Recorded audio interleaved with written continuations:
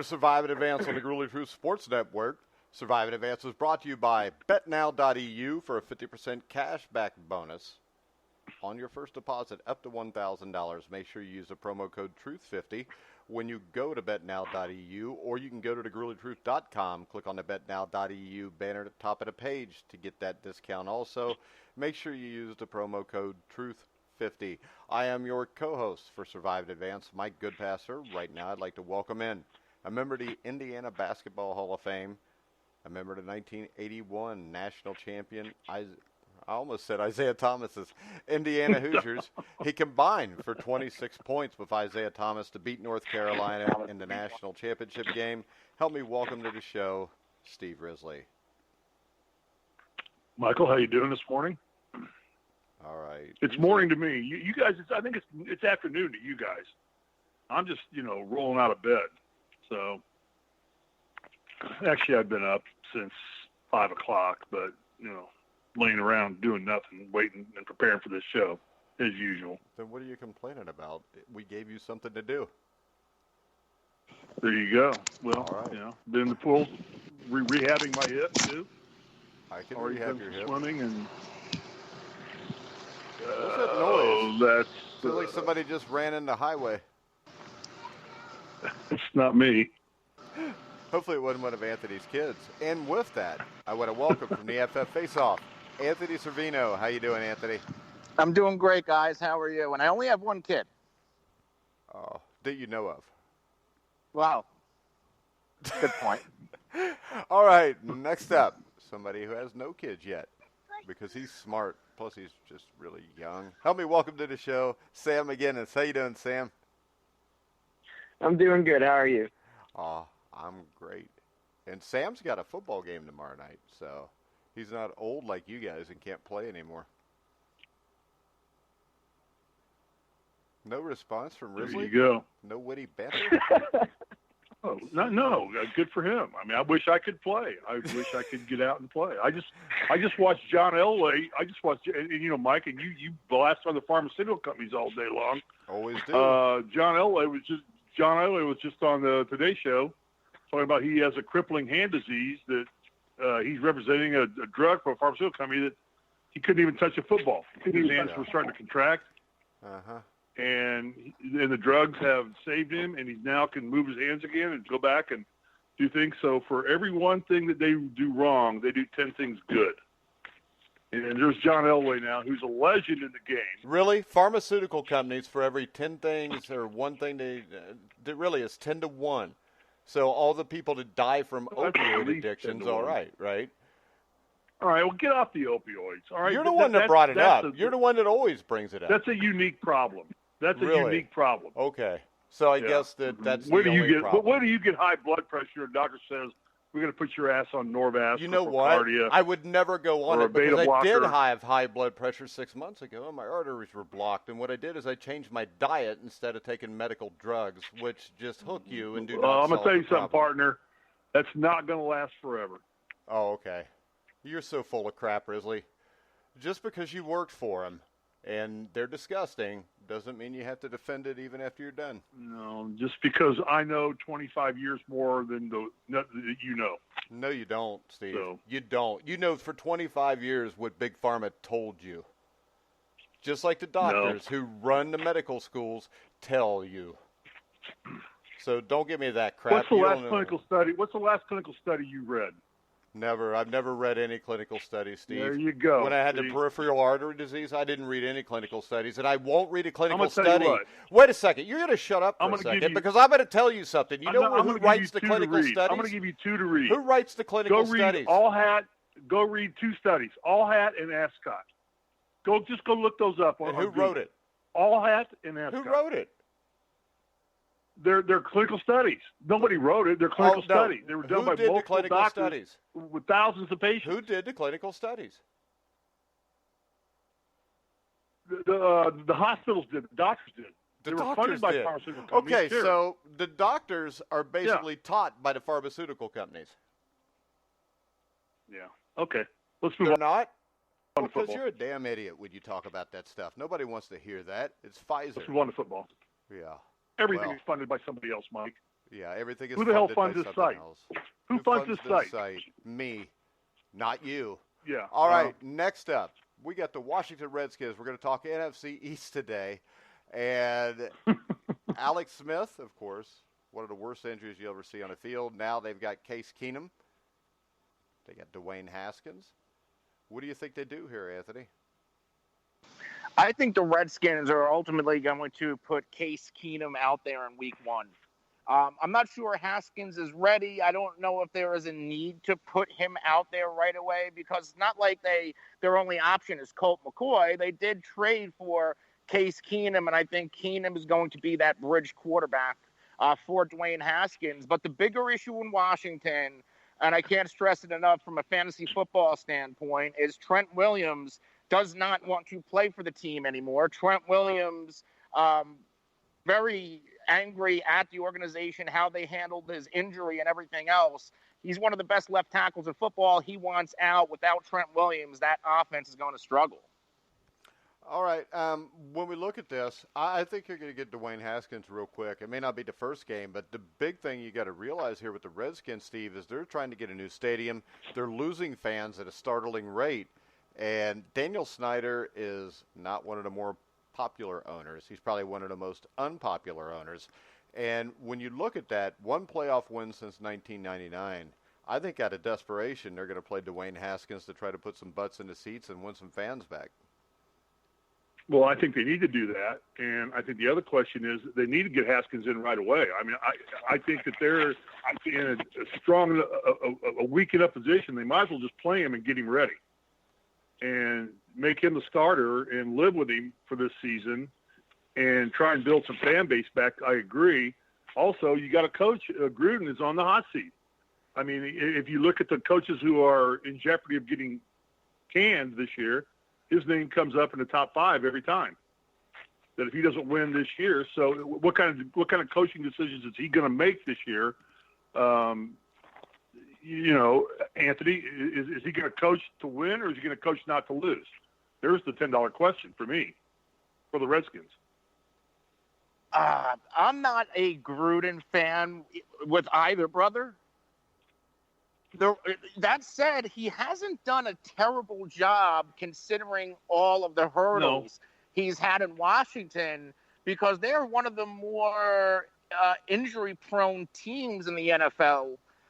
They have talent like the tight end Jordan Reed. He can never stay healthy. Their wide receivers are always beat up. They missed on wide receiver draft picks, most recently Josh Doxson. Chris Thompson, their explosive third down pass catching running back. You get 4 games out of them, and they're very good games, and then he's done for the year. There's staph infections. There's so many issues in Washington, and it starts with Bruce Allen and Daniel Snyder. That's where it starts. Well, but how long more can you count on Adrian Peterson? I mean, the guy's old. I mean, he had a breakout year last year. He had a great season. A breakout year? Well, no, I mean, I say breakout year. I'm saying he had a great year. I'm sorry, breakout's the wrong word to use. He had a great year last year, but can we count on that to happen for the Redskins again? I mean, the guy's up there in age, and he's taking a pounding, and running backs don't have a long life in the NFL. And this guy's lasted more than anybody recently, but can he reproduce that year? Because they've got a strong backfield with Chris Thompson and Bryce Love. They're strong in the backfield, but can their offensive line create holes for them? And can they get them open? And can Peterson withstand the pounding again for another season? I don't know if Peterson's going to be the guy. We're going to see whenever they play their third preseason game in the next couple of days, we're going to see Darius Geis, their early draft pick from last season, who got hurt in the preseason. And Geis is a legit football player. I think if Geis can stay healthy and he looks the part, he's going, Adrian Peterson is going to kind of fade away. Yeah, and we talked about this. Sam, you're a Lions fan, I'm a Bengals fan, and we have two of the worst front offices in football. And the question is this. I'm not a big Jay Gruden fan, but if you look at the way this team's run, Jay Gruden's going to eventually get fired anyways, because with Daniel Snyder at the helm, the Redskins do so much stupid stuff They don't take care of their players. It's almost impossible for anybody to win in Washington right now. Yeah, it's just if you're in Washington, I would get out as fast as you can. Really, Sam? It took 5 minutes, and that's all you got. I mean, it was a simple question. The answer is simple, too. I'm just messing with you, Sam. But, Sam, do you start Haskins right away, or do you go with Keenum or McCoy? Well, I mean, for Case Keenum, you kind of already know what he is, kind of sub-average when he's on a normal team, versus Dwayne Haskins, you really don't necessarily know what he is yet. You might as well play him because with Case Keenum, you know what you're going to get, and it's not all that great.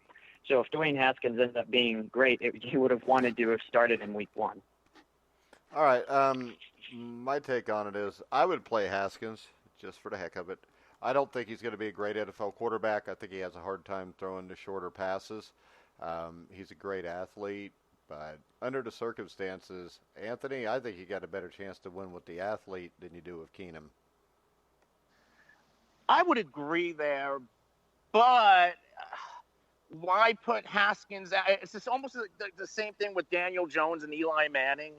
I would wait and see how far the veterans can bring you until you put the rookie in, because there's going to be growing pains. Yeah, but the problem with that is eventually, if you're a first-round pick, you're going to play. I'll compare it to this. The New York Giants, the first year Eli Manning was there, they brought in Kurt Warner to be kind of the stopgap. And 10 games into the season, they were sitting at 5-5 with a shot to make the playoffs. But everybody was clamoring so much for Eli that they brought Eli in. They went 5-11, lost the rest of their games without Kurt Warner, and it kind of fell apart there. But I'm kind of the one here that, Sam, if you're at the NFL level, I don't think you get a whole lot from sitting and watching. You might as well let him get in there and learn. We already know we're going to fire Jay Gruden when the year's over anyways. So why not go ahead and let this kid learn for the next guy that's coming?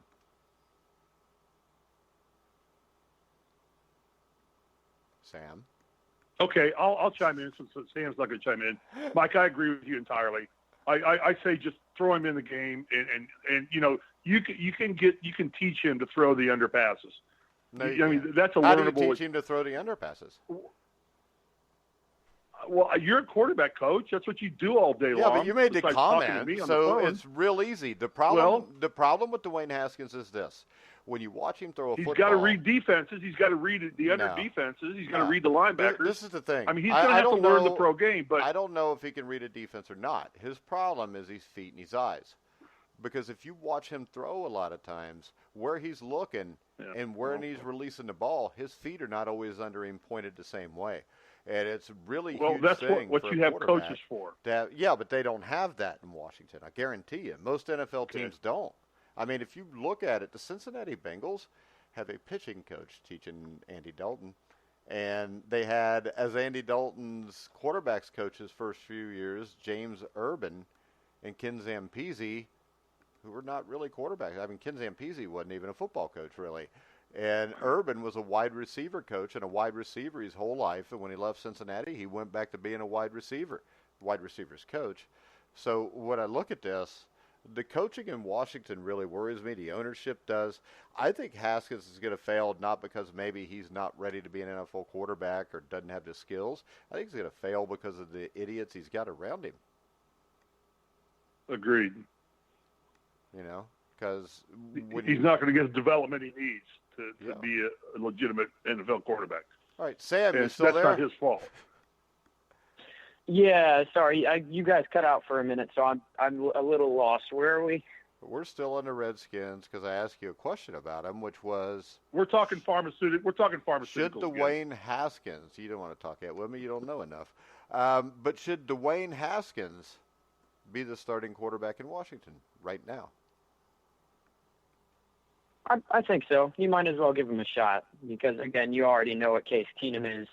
Sub-average. I'd take a shot at it. Case Keenum is solidly average. He proved that. He got the Vikings to the championship game a couple years ago. Huh. He did. Has he done anything since then? Doesn't matter. The point is this. Case Keenum does. You can be it doesn't very because well. of this. Because Case Keenum, I think, is an average quarterback. which means if you put a really good offensive line in front of him, the way they did that year, and you give him really good wide receivers, he's good enough to win you a lot of games.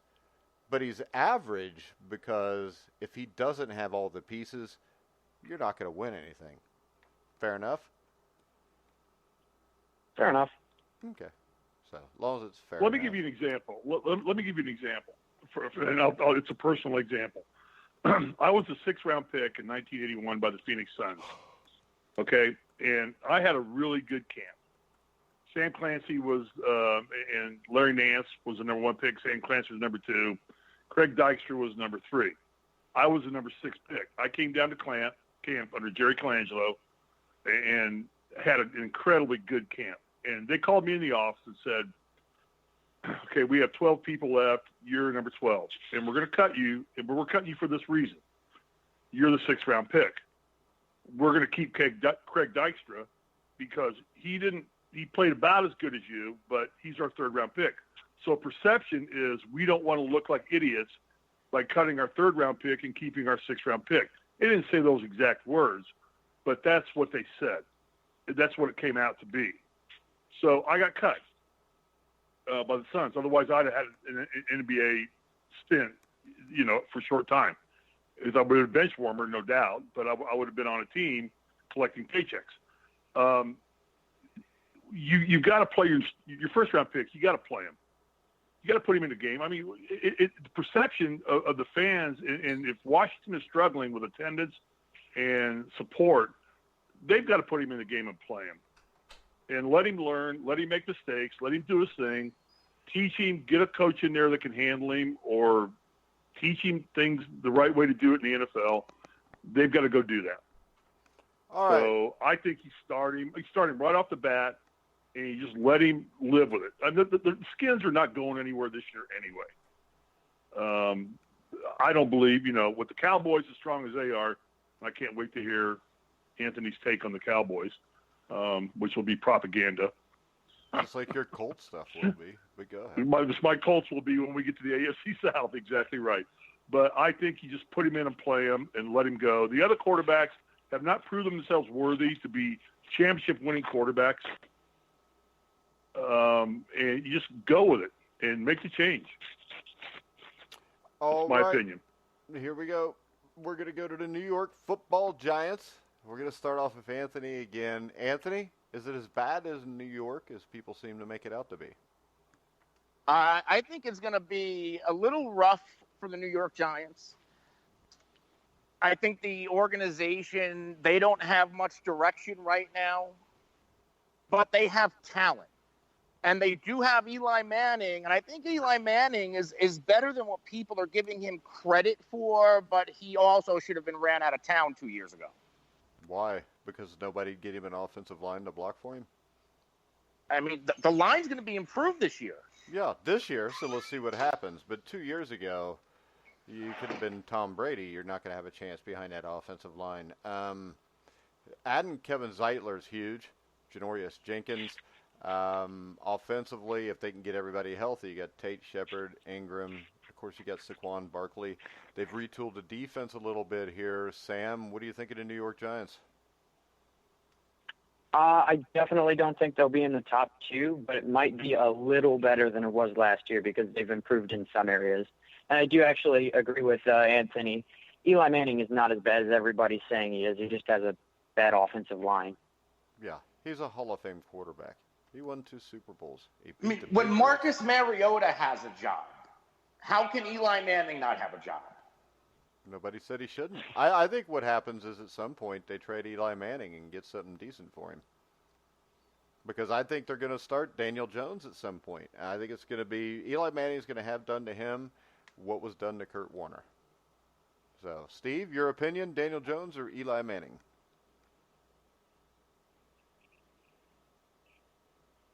Steve? Are you asking me? He's reminiscing about the draft. No, I'm watching the Tour Championships on TV, the golf tournament going on, so at East Lake. So I'm on another planet. I think that you stay with Eli Manning. He's a proven quarterback. And Saquon Barkley, is he arguably the best running back in the game right now? Arguably, because anybody can argue anything. Sam, what do you think? For Saquon Barkley or Eli Manning? Saquon Barkley. If you're building a football team and you're picking your running back, and you can have the pick of anybody in the league, would Saquon Barkley be the first running back you would take based on his age, his skills, and his talent, and his accomplishments so far? Would you take him? Or would you take, Ezekiel Elliott, who would be the next best one probably? Or the guy in L.A., what's his name? Todd Gurley. Number 30. I can't think of his name. Todd Gurley. Todd Gurley gets injured, so I wouldn't pick him. But I think I would pick Barkley, but more because of his age, because he's already really great and he's young, which means he could improve as well. So if I was on a team and picking players to come together, he would probably be the running back I would pick. But I don't know if he's quite the best in the league. That would be a hard decision to make if you were just going to say Saquon Barkley was the best in the league. Okay, who would you pick? Who would you take? I mean, who would you take? That's what I'm saying. Is it'd be really hard because there's a lot of really good running backs. Specifically, now you do have players like Barkley Todd Gurley. Is the best all-around running back. Catching the ball, running the ball, yeah. I think he's the best. That doesn't mean he's the best pure running back, because I still would take Ezekiel Elliott over him there, Anthony. Yeah, I agree, and it's not even – to me, it's not close. Ezekiel Elliott, he's played for a couple of years now. The only games that he has missed was because of suspension. He's durable. He barely takes a play off, and he doesn't have to. To me, he's the closest thing to the next Adrian Peterson that we have in the NFL. Steve, agree or disagree? Yeah, I would agree with that. I agree. I just think I want a running back who can close a game in a 4-minute drill. I want a closer, and he can do everything else. Yeah, and we don't know that about Barkley yet because he's not as in a good a situation to do it either. Has anybody noticed with the Giants? I'm kind of a Giants fan because I'm a Manning fan. So you're a fan of everything. Always liked. Yeah, I'm a fan of sports. I love sports. I feel nothing wrong with sports. So yes, I am. 1-6 or 1-7, and then start making a run at the second half of the year. Does anybody ever notice that they always puke on themselves the first 5 games of the season, and then start to build and come back late in the season? I don't know if that was a Tom Coughlin thing, or if that's just a franchise thing with that program, or if that's an Eli Manning thing. Any thoughts on that? Has anybody ever noticed that they always seem to? You look at the standings 5 games in, and they're in the bottom of the NFC East, and then all of a sudden they start creeping up and up and up and up, and then you're watching them the last 2 or 3 games, and they're fighting like hell to make the playoffs. And they generally, most of the times, they've made it. Like I said, like you said, Mike, Manny's got 2 Super Bowl rings. And I don't think they were the best team in the NFL the 2 years they got them. Yeah, they were. Definitely the second time around they were the best team, I think. The first time, the Patriots were the better team. They just matched up well with them. But that Giants team, that second time around, was a pretty good team. Anthony, what do you think about what Steve just said?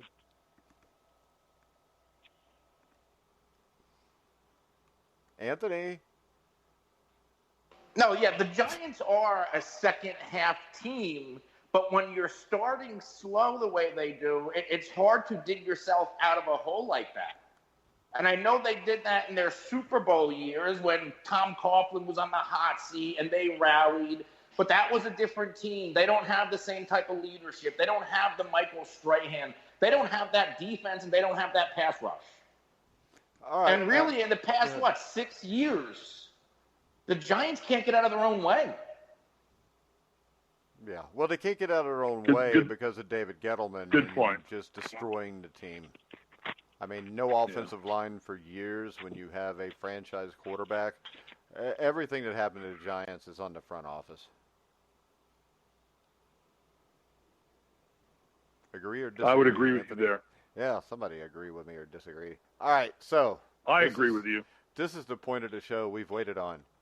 Sam, what do you think about the Dallas Cowboys? Here we go. Slightly above average would be my overall answer. Because I would put above average at public relations, maybe. They're a talented team. Anthony, don't be but Steve. Let him speak. like in the last 2 decades, where have they gone? I've heard that said so many times. They're a talented team. They're a talented team. Yeah, but they don't utilize all their talent. They don't. They're underperformers, if you will. Anthony? My take. I think they could make the playoffs, but even if they did, I don't think they'd go really far. This Cowboys team is built to win now. This is the most talent that the Dallas Cowboys had. Really, you bring up in the past 20 years, the closest they had was the year with the Dez catch in Green Bay. That was a talented team, but look at all the talent Dallas has on both sides of the ball, even, their special teams. Their kicker's outstanding. They move on from Dan Bailey to Brett Maher, who's a pretty consistent kicker, considering he's only been in the league 2 years. You have Ezekiel Elliott. They just paid Jalen Smith on the other side of the ball, who they got in the Ezekiel Elliott draft. They have Leighton Vander Esch. I mean, you can make the case that their linebacking tandem, and you want to rope Sean Lee in there, they have the best linebackers in the NFL. They have talent everywhere. Except offensive line, which is not nearly as good as it used to be. Well, they're going to get Travis Frederick back, who missed all of last season with an illness. And he's an all-pro center, and he's Pro Football Focus has Dallas number 2 ranked offensive line going into this season. Yeah, but he didn't play all last year. And the other problem is this: you've still got a piss-poor head coach. See, I'm a Jason Garrett guy. I like Jason Garrett. I think he works. I think he works for the Dallas Cowboys. Yeah. And he fails. He works keeping mediocre. I agree with Mike here. He's Marvin Lewis, dude. Anthony. Yeah, this is a talented football team with an enormous amount of talent. I mean, you've got Amari Cooper. You added Robert Quinn on your defense. You got to get Randy Gregory in check. I mean, these guys have so much talent. You got to get Ezekiel Elliott's head out of his ass. This team has so much talent, but they're undercoached. And they've got an idiot owner who wants to meddle in everything that goes on with this team on a day-to-day operation, and he should stay out of it. I mean, this is the most underachieving team in football, I believe, is the Dallas Cowboys. This team should be winning Super Bowls right now. I think they're that good. I agree with you, Anthony, but their coach is just not adequate for the talent that they have. If you want if the missing piece is Amari Cooper on offense, they had him for 8 games and they were outstanding. They won 7-1. They won every game. Well, they're hoping to have him back for the full season this year, though. They want him back all year. Now they've got him back all year. He's healthy. He's playing. He was healthy. He was one of the team last year. Where is Ezekiel Elliott right now? Is he back in camp? I don't even know. No. He's in Anthony's backyard sitting in the kiddie pool. Kiddie pool, yeah. I'm playing with his dogs. Yeah, it keeps him from barking. Yeah, keeps him from barking. We're not hearing him barking today. So, but no, I mean, you see, you got to have. I think the Dallas Cowboys are the most underachieving team in the NFL because I think they're one of the most talented teams in the NFL. I really do, top to bottom. I mean, Dak and Zeke have only been in the league for 3 years. This is their 4th season. It doesn't matter. And they've won division titles 2 out of 3 years. And then they lost in the playoffs. So as rookies, they should just go and win playoffs. Super Bowls. And then they immediately go lose in the playoffs. Because the coach can't coach him out. He can't coach to win.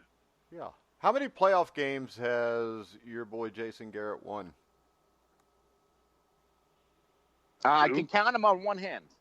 You can count them on like 1 or 2 fingers, can't you? Fingers, yeah. I mean, they won a game last year against Seattle. What else was there?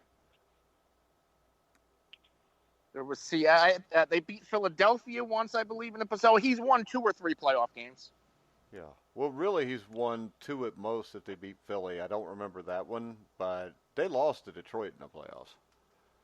They got screwed. The amount of talent they also beat Detroit in the playoffs. No, they lost to Detroit in the playoffs because this is the thing I don't get. Because Cowboy fans will bring up the Packer game and forget that the week before they got a gift with Calvin Johnson, the Calvin Johnson play. So they shouldn't even have been in Green Bay, correct? Was that the same year or are those different years?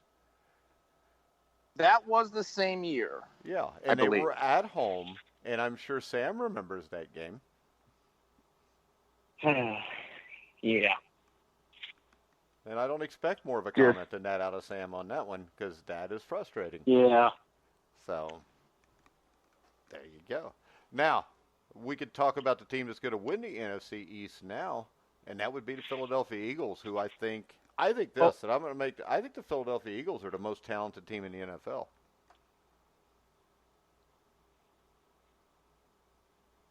I don't know if I can even argue that because they have talent everywhere.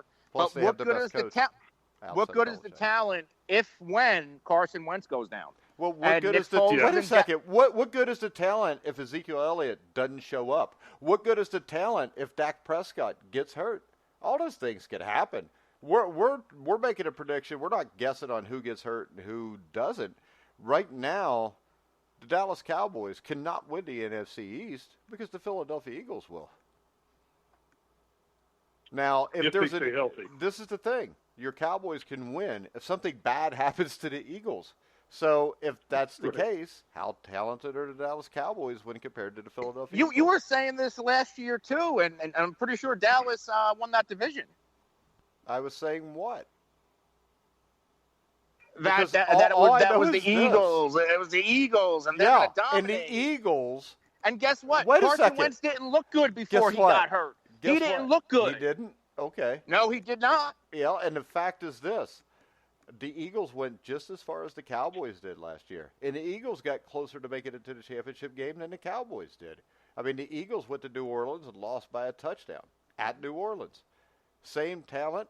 Carson Wentz, for whatever you say, is a really good quarterback when he's healthy. He'll be healthy this year. I'm not letting him get hurt again. Ain't that right, Sam? Yeah, if I was going to pick, I'd have Philly at 12-4 and then Dallas at 11-5 right behind them. Yeah. I don't even think Dallas makes the playoffs, Steve. How about you? Dallas? Yeah. No, Dallas makes the playoffs. No way. Yeah. No, you watch. Is Ezekiel Elliott going to play the first game, Anthony? Elliott's got to get, like I said, Elliott's got to get his head out of his ass and come back into camp and start working with the team and get ready to go. I mean, if he doesn't, he disrupts the whole flow of the team because he and Prescott are, Amari Cooper are that's a powerful offense right there. You've got everything. But if he doesn't come back and he wants to hold out and Jones is going to let him do it, he's going to be out of the mix. But I think Cowboys make the playoffs easily. I think Cowboys are a Super Bowl contender this year. No way. I think they're a Super Bowl contender. They're not. I believe they are. How are you a Super Bowl contender if you're not the best team in your league? And how could you be a Super Bowl contender when you have a – really? So you think they're more talented than the Eagles? No, I think that they're equally as talented as the Eagles. But I think the Eagles with Doug Peterson have a better coach. I think they have a more defining coach. But the problem is Carson Wentz is, other than his first year when he played all 16 games, he hasn't been healthy for a full season. And now you don't have Nick Foles. Well, I don't know how many he played, but and now you've lost their backup quarterback. What was his name? The IU guy. Yeah. Sudfeld. Sudfeld's gone now, so they don't even have really a good backup quarterback now. Well, they just signed Nick Foles Josh McCown. Yeah, Josh McCown's solid. He's not going to win you a Super Bowl, but No, he's not. But I think the Cowboys are a strong Super Bowl team. I mean, they should be, but I think they need to change coaches. I don't think it's a talent problem with the Cowboys. All right, how about Eagles, this? I think, are Real quick, Dak Prescott, passing game against Carson Wentz. Career record, Prescott's 29-15, Wentz is 23-16. Prescott 65% completions, Wentz 64. Touchdown to interceptions, Prescott 59-22, Wentz 67-28. Not a whole big difference there for somebody that's so bad. And Carson Wentz has a Super Bowl ring. right, and I didn't say that Wentz was bad. Carson I Wentz just said, never played in the play. He's never played Okay, the playoff so game. wait a second now. Yeah, So yeah. what you're telling me Can he stay is healthy, this. Mike? What you're telling me is this, though. Carson Wentz was one of the two favorites to be the MVP that year. He's the one that got the Eagles in position for Nick Foles to finish it off. He played like 11 games that year, didn't he? So we're going to judge Carson Wentz saying he can't win in the playoffs when he's never been able to play in a playoff game. Right. Okay. I just get Right. that straight. Yeah. 'Cause No. Yeah. I don't see how you I can agree- I say agree that somebody entirely can't with win what in the Alex- playoffs. This isn't Anthony's baseball. saying, yeah. There's not a starting quarterback and then a closer. Well, Yeah. there was that year. And Carson Wentz has yet to prove he could lead a team for 16 games into the playoffs and then go win a playoff game. yeah. Dak has done it. Dak has done that. Well, you know what? A lot Yeah, of guys yes, do he that. has. A lot of guys do that. Yeah. Trent Dilfer did that. What's that mean? Has Dak Prescott proved he could win a divisional playoff game? No, neither one of them have. But I can also tell you this, the Philadelphia Eagles have proven they could win a Super Bowl in this century. The Dallas Cowboys haven't. And, you know, I don't think that it is a slam dunk that the Eagles wouldn't have won the Super Bowl with Carson Wentz. 2 years ago when they beat the Eagles, I don't think there's any way to know that. So it was kind of taken away from him. So you're telling me right now, if I told you this is my question to you, Anthony, and then we'll go to Sam, and then we'll go to Steve. If you had a choice right now, if you knew Carson Wentz was going to be healthy for the next 5 years, and so was Dak Prescott, who would you rather have as your quarterback? Health aside, Yeah, you know they're going to be healthy Carson for the Wentz. next 5 years. Okay. the So. the obvious answer is Carson Wentz. Because he's better. If I knew they were both going to be healthy. But the thing is this, you said that he hasn't proven that he could win in the playoffs. That's from a health standpoint. He's changed his diet. He's doing everything better. Their offensive line is better this year. I think the players around him are better, especially with the running game. I think it keeps him a little bit safer. And let's face it, Anthony, I mean, there's not too many quarterbacks anymore that make it through all 16 games without missing a game here or there, are there? Well, I think the question is, if that's the way the can he NFL is going. Can he stay away from a major injury? I think is the issue. If he misses a game or two, it's no big deal. But if you get to week 11 and he goes down, then you do have an issue. Sam, what do you think? Yeah, the whole thing is whether he stays healthy or not. It's concerning to me because in my mind, if he gets injured again, he's injury prone, and I'd trade him right there and find a new quarterback. But you can't trade him because he's injury prone, and they just gave him a huge contract, and nobody's going to give you anything for an injury prone quarterback. So basically what the Eagles did by letting Foles go, Steve, is just put all their chips on the table with Carson Wentz, and if this doesn't work out, they've got to start over almost. Yeah, and I'm going to say, if you ask me that same question you asked the other two guys, I'm going with Dak Prescott. Okay, He's a so proven commodity. So he's better. than He's Carson won Wentz. play. He's won. No, he's a proven commodity. No. He's won playoff games. He stayed healthy. He's a Okay. gunslinger. All day. Well, you don't understand the Which- question then. The question was, if you know they're both going to be healthy for the next 5 years, who would you rather have? I'd take Dak Prescott. Okay. I like Hold the it. guy. Hold it. Go ahead, Sam. Your point you're making was is he had won playoff games. No. He was carried. No, he threw interceptions. Like that, I can't see Carson Wentz doing that as much, just in general, and also in a playoff game. Dak Prescott is average. People hype him up to be more than he is because they just do that with quarterbacks in general. But Dak Prescott is not as great as everyone says he is. I don't think Carson Wentz is either, truthfully, but I've not seen enough of him. I actually like them both. But yeah, I agree with Mike. I like them both. I'm just trying to give some entertainment value with Anthony. Anthony already knows I like Dak Prescott. I like Carson Wentz. I would go with Dak Prescott. You know what? I stays healthy. Hey, this is the thing, Steve. Anthony, under the same circumstances, said he thinks that Carson Wentz is the better quarterback too. And I think talent-wise he may be, but we don't know about the injuries. If you want to talk about tangibles, Carson Wentz is the better quarterback than Dak Prescott when it comes to tangibles. When it comes to intangibles, then I would take Dak. But, you really can't take a player because of an intangibles. Yeah, that and the fact that's hard to do. To me, I feel like the Giants took Daniel Jones because of his intangibles. I think that played a big role in why they took him. But what do you think those intangibles are? For Daniel Jones? Yeah. I think he's a leader. If you watch the last preseason game, he had 2 fumbles, and he bounced back. He didn't let it affect him, and he came back, and I believe he led a touchdown drive. Yeah, because I think the intangibles with him was just David Cutcliffe was his coach. Because Cutcliffe was the coach for Peyton Manning and Eli Manning also. So I think a lot's read into that. I'm not convinced Daniel Jones is not going to be a good NFL quarterback. I'm not convinced he's going to be a bad one. And when we look at this, though, I think the whole wild card in this division could be Darius Geis.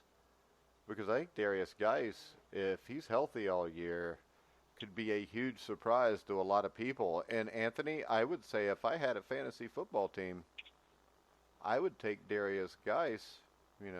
Where do you take Darius Geis if you're playing fantasy football? In the fantasy world, last year when Geis was a rookie, before he got hurt, in rookie drafts, if you're drafting a dynasty team, he was like the second player going behind Saquon Barkley. And then in your standard season-long draft, Darius Geis was going in like the third, a third round, which is pretty high, which is where you're seeing like a David Montgomery and Josh Jacobs go right now.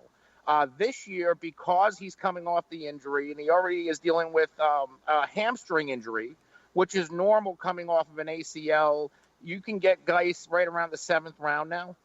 Yeah. And we are going to have a fantasy draft the Sunday before the start of the season, correct? Yes. Sam, do you play fantasy football? Nope, but I want to.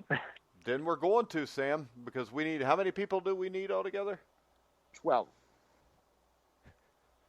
12. All right. So if Steve's in, that's 4 of us right there. Get Mike from the FF Face-Off, too. And then we'll add Matt Andrews-Scavage, and then, we'll have a lead. Get Randy Cross in. Randy Cross isn't going to play. I think that, Mike, my co-host Mike is a big 49ers fan. He would love to play with Randy Cross. He would. That didn't sound right, but he would love playing with Matt Andrews-Scavage too, because Matt Andrews-Scavage is a huge San Francisco 49er fan, also, who does a 49ers podcast with Dexter Carter. So those guys would get along very well. So yeah, we'll get some of the guys together, and then a week from Sunday night, Sam, mark it down. We're going to have a draft live on air. And I'm predicting right now last place will be Steve Risley. Yep, no doubt. I'll be right there because with I'm knee deep in the NASCAR right now. The playoffs start in 2 weeks, and football How do doesn't you start have for a me playoff in NASCAR because you're not don't. really playing anything? What are they playing? You're racing each other. Ooh. Yeah, but is that playing? Why don't they call it a race-off? I don't know why they call it a play. It used to be called the chase. They're trying to call it a Chase for the playoff cup. so they can get actual sports fan that watch sports tricked into maybe tuning in watch because sport. it's the playoffs. I know. God. I'd love to take all 3 of you and put you in a go-kart right now for 40 minutes. You 3 would have heart attacks while I'm banging you into the wall. Okay. Well, I'd like to take you, put you in a boxing ring with some boxing gloves on, and me and you could box and do a real sport. That'd be fun. I'd get killed. We could do I'd that. get killed. You're 6'8" and weigh like 6 gazillion pounds. I'm like 6 foot and weigh 200. You should dominate me.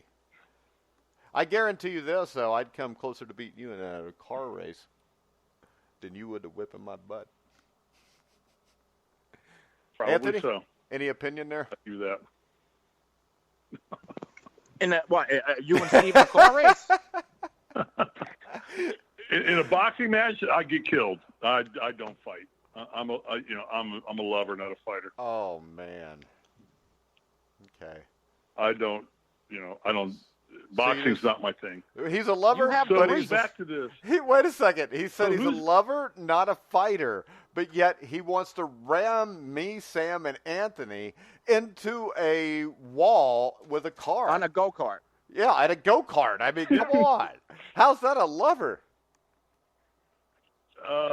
Because that's just competition.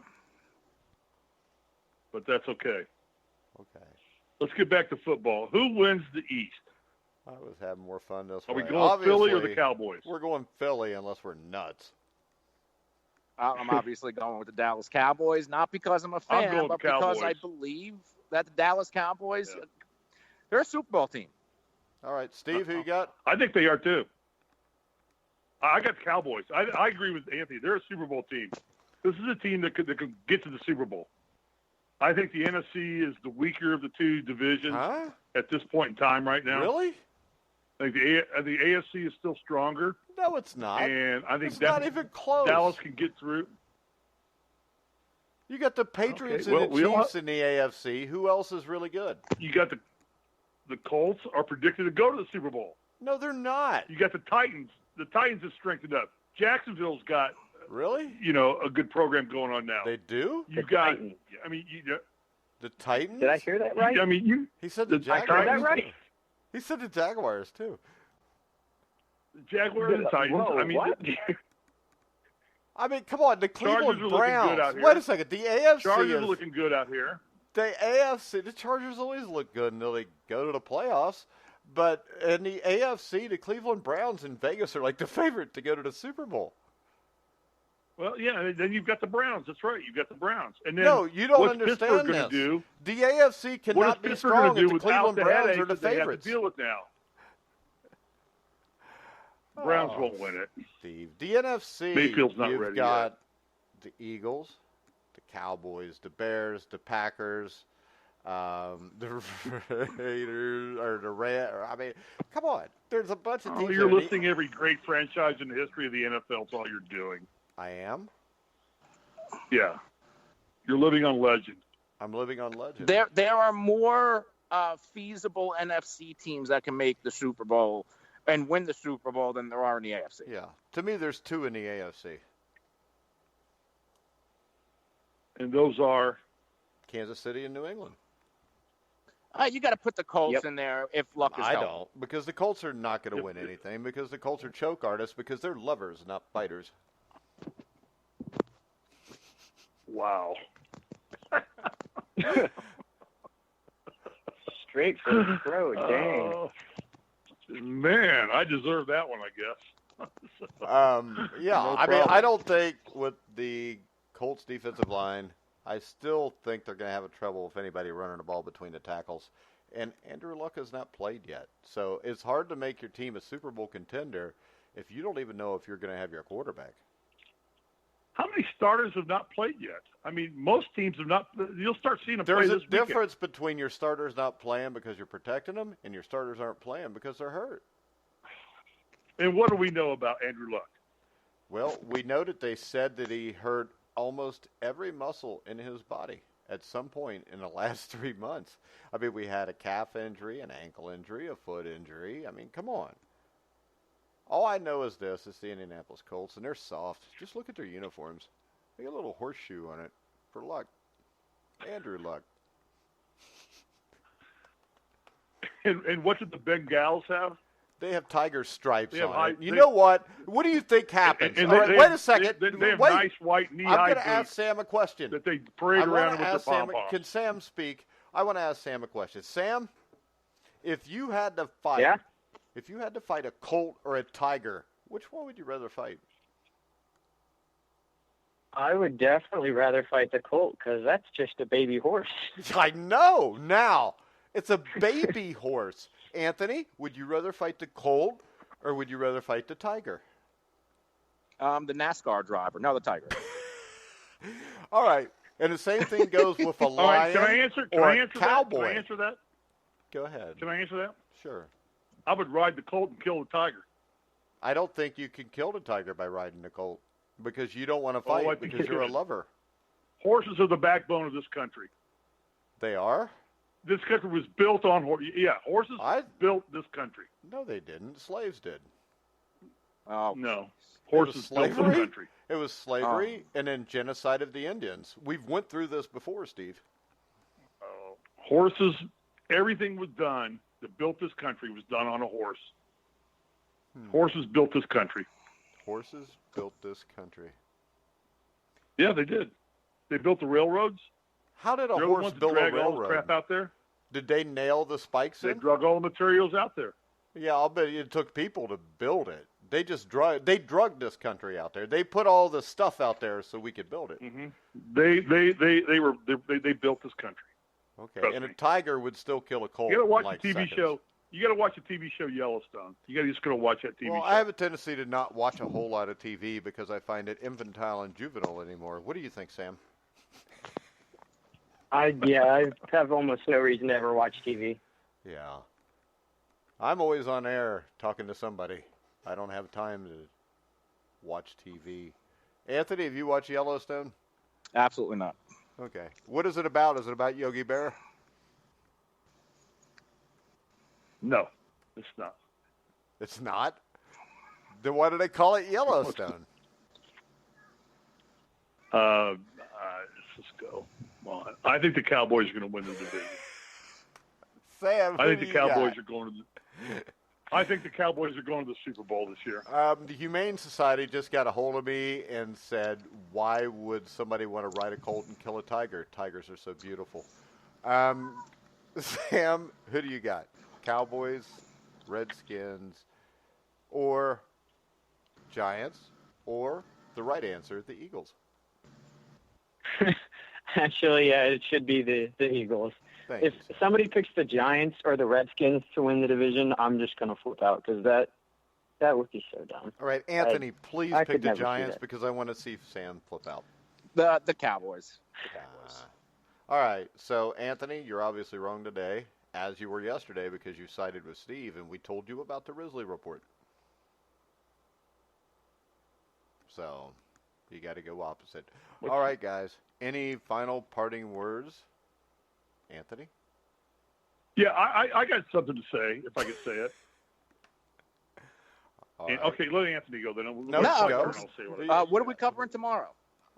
What do you want to cover? Hang on. Let's go let me see what I got South. to say. I got a text message this morning from our friend from Canada who ripped me royally for calling Bart Starr an adequate quarterback. Okay? And I just want to say this. I own a Bart Starr jersey.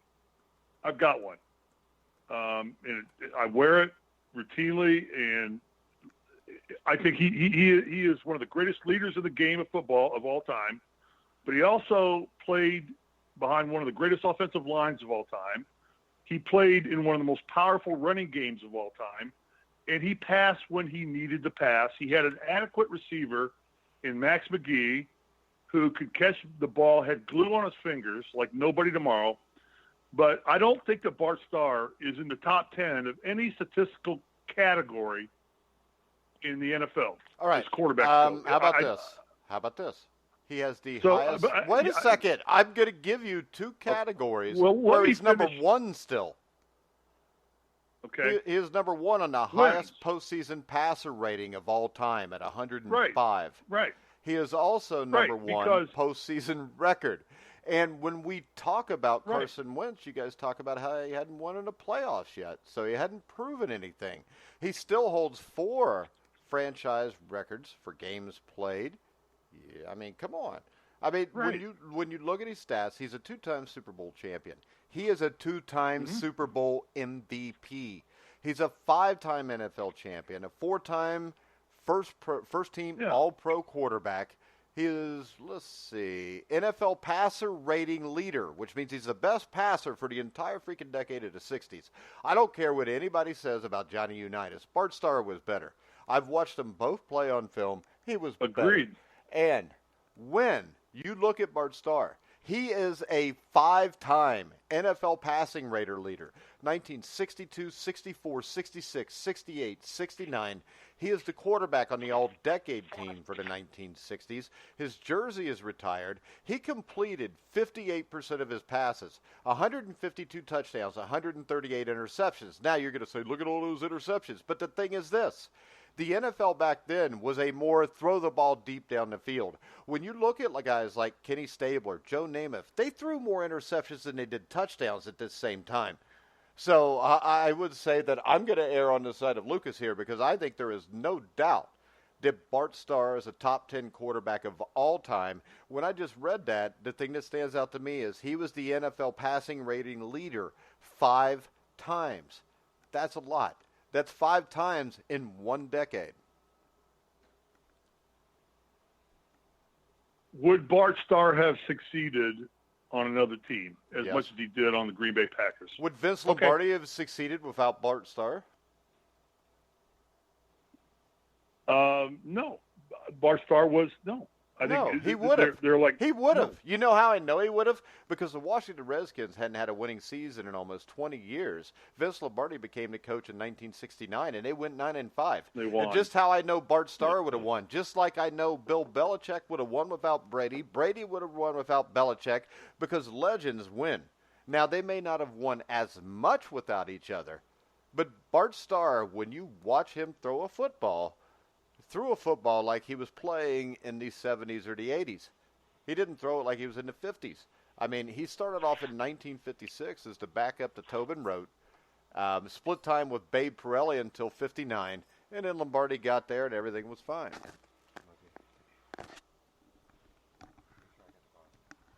So when you look at this, I don't know what you want from a quarterback because if you give me Joe Montana, you know what I can give you? I can give you some of the greatest receivers that ever lived, one of the greatest offensive lines that ever lived, one of the greatest head coaches that ever lived.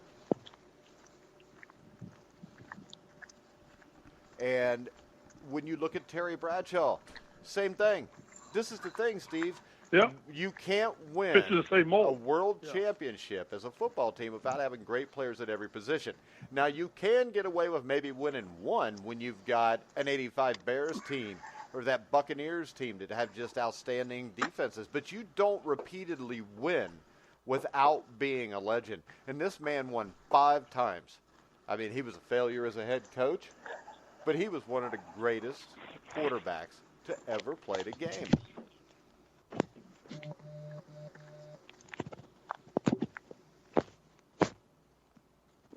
Sam, you agree or disagree? I agree. I think he's definitely a top 10. All right. Anthony? I agree he's a top 10. You just said he wasn't. You said nobody would have him in the top 10.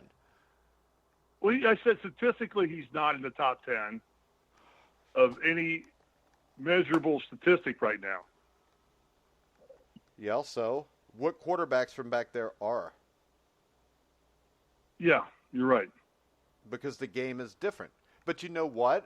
If you look at the most yards average per attempt, all those records are from the 60s. I think Greg Cook still holds that at like 18 yards per attempt.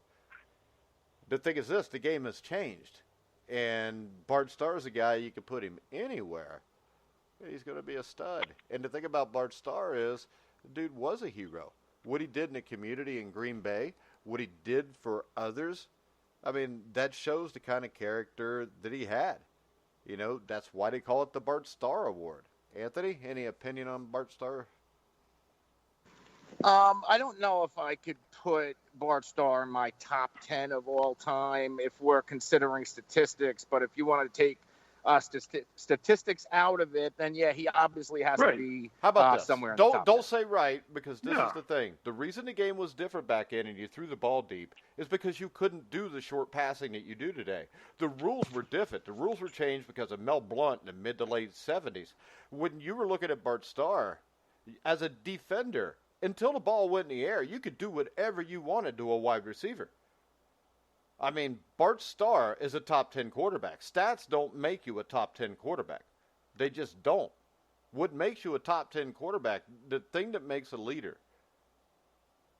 is what makes you a quarterback. The ability to have other people trust in you and follow you.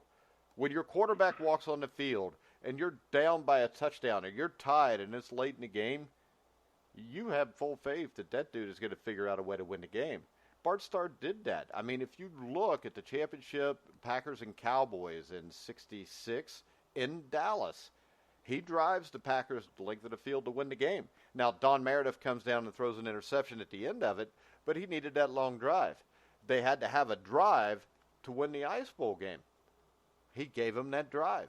In the Super Bowl, he was the MVP twice. I don't know what else you need, guys.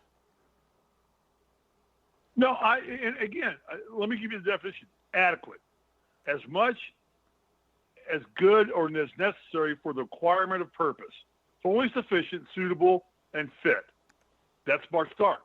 No, he did what he needed to do. So you came on here and you tried to apologize, and now you're calling him adequate again. No, I'm just saying adequate is not a bad definition to me. He did what he needed to do. It is a bad definition because nobody wants to be adequate. Okay, if you want to be adequate, then you basically are losing. Yeah. I mean, the goal is to be better than everybody else. That's the goal. I mean, you don't want to be second best. Like I said, do the three of you own a Bart Starr jersey? I own one. I have one in my closet. Okay, right so now. I've explained this to you before. I don't own anybody's jersey because I will not wear another man's name on my back. It's the way I was raised. It's just a football player. To me, heroes are not football players. Now, there are some football players that do things like a Bart Starr that you can look up to as a hero, but I was raised not to. I looked up to my father as my hero, and I could tell the story when I was 10 years old. I wanted a Fran Tarkington Minnesota Vikings jersey for Christmas. I wanted a name on the back. I had a uncle who coached at Coleraine High School, and he owned a sporting goods shop or knew somebody that did. They got me a Minnesota Vikings jersey. When I opened it up on my birthday or Christmas and I turned it around, it said Goodpaster on the back of it. And that's when my dad told me, you don't ever represent another man. You represent yourself. So I don't have a problem with anybody that wants to wear another man's jersey name on their back. But that man is no better to me just because he can throw a football. And I'm not going to sit here and I'm not going to glorify somebody just because they can throw a football. You know, I don't want my kids looking up to people because they can score a touchdown. I want my kids looking up to people who do the right thing, who do what they say they will do. Bart Starr was that. Bart Starr was a legend. You know, definition of a legend is an extremely famous person, especially in a particular field. Bart Starr is a legend. Obvious. I mean, I agree. He's in the Hall of Fame. I love Bart Starr. Like I said, I own a jersey. I've got one of his jerseys. Why would you want to? Why? Jersey. Let me ask you this then: why do you want to own a jersey from somebody who you just think was adequate? I'm just saying, at that position, and with the power offense that they ran, the way they ran, the offensive line that they had, Bart Starr did what he needed to do. So Peyton Manning was adequate? Arguably one of the two best coaches in the history of NFL. And he did what he needed to do, and he got it done. He made no mistakes. He played the game perfectly.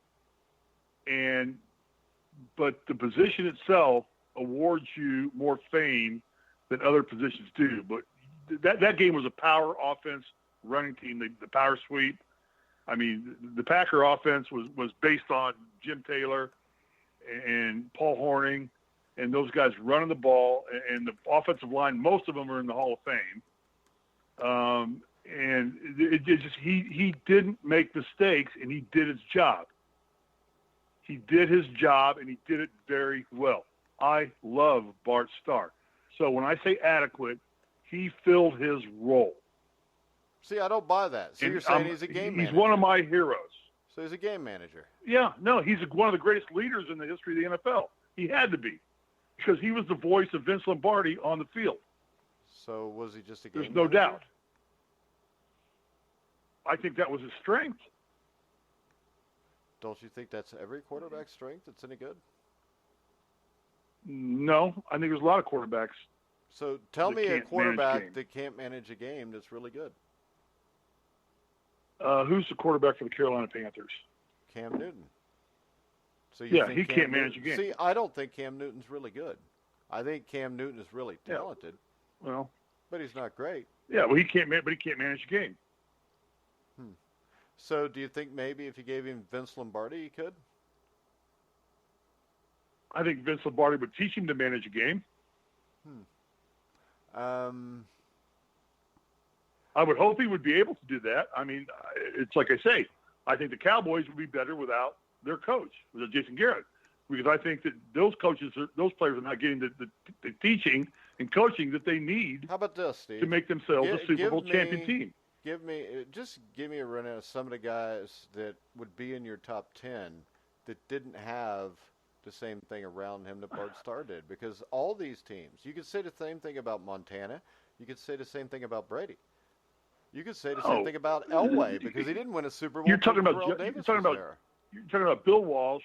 You're talking about Bill Belichick. You're talking about Vince Lombardi. So You're you talking don't about three of the see greatest something- coaches who've ever coached a game. Well, and Terry Bradshaw had Chuck Noll. And they Chuck Kenny Noll. Stabler had Right. Yeah, so what you see here is the reason you use to Had call Madden. him adequate is the same reason to call every other top 10 quarterback adequate. Because all they had Right, to do and was play adequate's to the not a talent bad around them. word. It is a horrible It's not word. a bad word. All right, when I say adequate to you, Anthony, what do you think? Adequate, average, Sam, or just good Okay. enough. Sam, what's adequate mean to you? Yeah, Anthony got it right. Average or just good enough for what they're doing, or just what they need to be at the base surface level. Okay.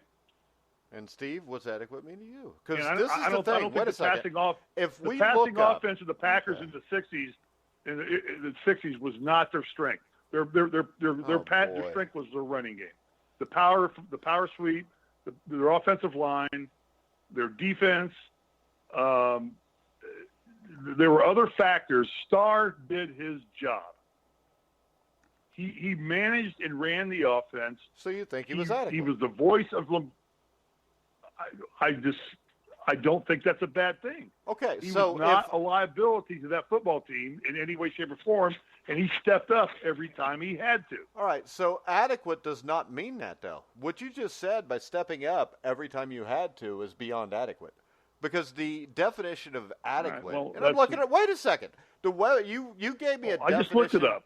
Yeah, well, I'm looking it up right now in Webster's dictionary, and the first thing I see is this: adequate, an adjective, satisfactory or acceptable. Yeah. That's average. Okay. Well, satisfactory. What's satisfactory mean? Satisfaction means you're doing your job well. It means Oh, I'm pleased with boy. your performance. I'm not pleased with anybody's performance if I think they're satisfactory. Well, I wrote 24 years of performance reviews, and I use satisfactory as the most common word I ever wrote. Yeah, you know what? Anytime somebody used satisfactory with me, I figured I was a failure. Satisfactory is like a C.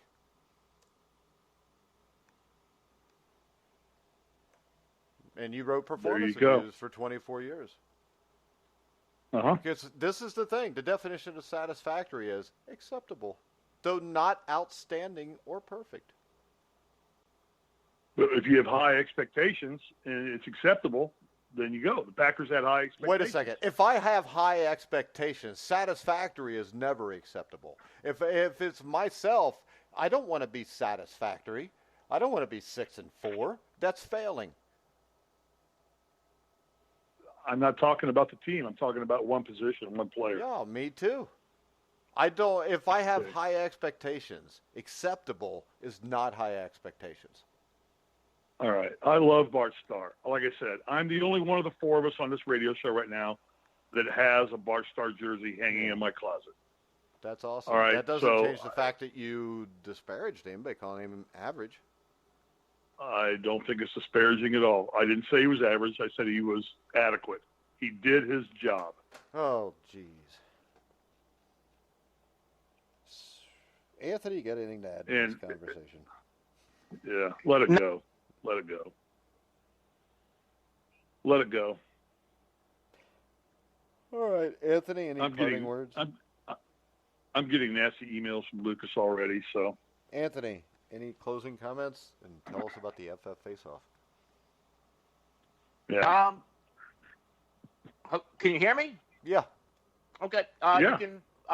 We are going to do a show this afternoon, right around 5 o'clock, talking fantasy football league winners. You can follow the show on Twitter at the FF Face-Off. You can follow me on Twitter at the Real NFL Guru. And looking forward to coming back tomorrow and seeing what other non-football topics we're going to talk about. Bart Starr is a football topic. Sam? Yes? Tell everybody, just final comments? Come on, Sam. Sam took a nap over there. Well, you guys kept going on. Like, Bart Starr did, like, we're not even talking about the same division anymore. Yeah, but Starr was a legend. Yes. He is a legend. That's not adequate. What do you think? What do you think? Okay, like Lawrence Taylor is? Then go ahead. Okay, Sam. get off of it. He's a legend. Go ahead, Sam. Just Eagles, Dallas Cowboys will be the only two names worth mentioning this time next year, if not just one of them. So I just hope the rebuilds go well for the Giants and Redskins if you're fans for them. Otherwise, just enjoy a good season, I'd say. All right. Steve? I think both Eagles and Cowboys make the playoffs. I like the Cowboys. I think they're a little bit stronger football team all the way around, but I think they're poorly coached. So it becomes that balances it all out. All right. Who we talking about tomorrow? What division are we talking about tomorrow? NFC South, so you can rip on Cam Newton, and so can I. Or maybe I'll change my mind about Cam Newton. You never know. Maybe I'll change mine. And just remember, if you want to follow Sam McGinnis, you can go to Bracken County High School tomorrow. Well, he'll be intercepting 2 passes. Let's hope so. Good luck. What do you mean you hope so? No, I said good luck. Hey, What's I'm your working number, hard. Sam? What's your number, 22. Sam? 22. There you go. Mm-hmm. Hey, 3 points higher than Risley's IQ. Ba-dum-bum. All right. Ouch. Oh, just kidding. We all know you're much closer to 40. All right, guys, we're going to wrap the show up. Not in age, of course. But we're going to wrap the show up. And I want to thank everybody who made it through the hour and 14 minutes of torture that we just put you through. Tomorrow will be much better because now Pfizer is a bad word. It's not allowed to be said on the show. All right, guys, we're going to wrap it up. You hear all of our shows on iHeartRadio. Make sure you check out betnow.eu. 50% cash back bonus on your first deposit up to $1,000 by using the promo code TRUTH50. You can also click on the gruelingtruth.com banner at the top of the page to get that discount by using TRUTH50. You can hear all of our shows on iHeartRadio, iTunes, TuneIn, Spreaker, Stitcher, CastBox, Google Play. Anywhere you find sports podcast, you'll find the Grueling Truth.